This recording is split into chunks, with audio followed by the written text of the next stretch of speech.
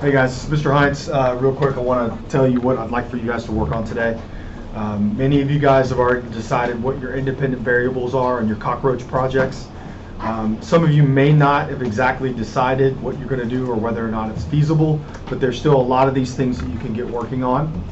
On Rockspace, you're going to find a Cockroach Lab tab, and then underneath at the top, you're going to find PowerPoint slides for your proposal. These are going to be the same ones we use for multiple times as you're doing your projects. Slide 1, I want a title slide, and that includes the name of your project, so get a creative name.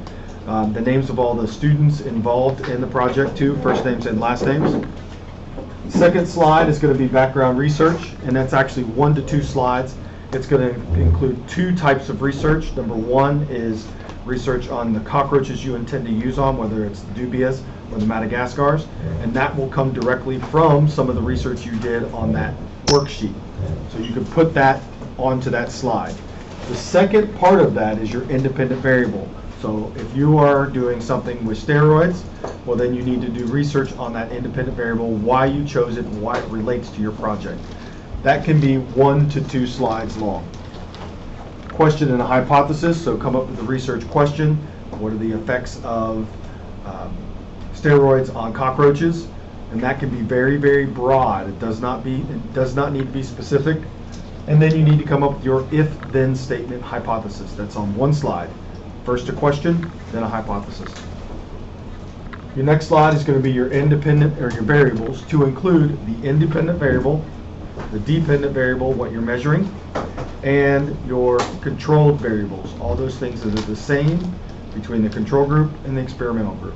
The only difference is the independent variable should be the only difference between your control group and your experimental group.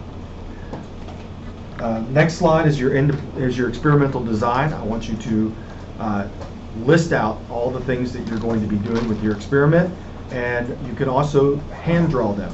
So if you're making a contraption, hand draw it, and then you can take a photo and add the photo, or do it on Microsoft Paint, or pull up pictures of how you're going to set it up. If you can find choice chambers, if you want to go in and take a picture of the choice chambers in the lab, you can do that.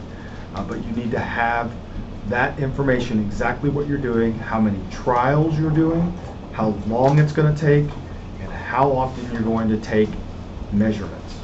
Okay? Those things need to be in there. And the last slide, well, second to last, is your materials needed. So everything you need for this experiment listed on there. When I get back in town, I'm going to go over the materials needed and see if there's anything that I need to purchase.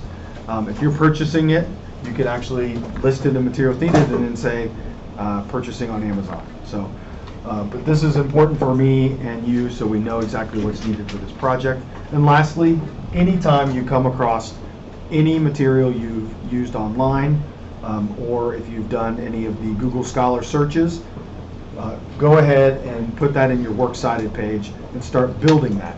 Especially when you do background research, start building your works cited or your reference page at the very end, and finally at the end you should have multiple sources. Thank you.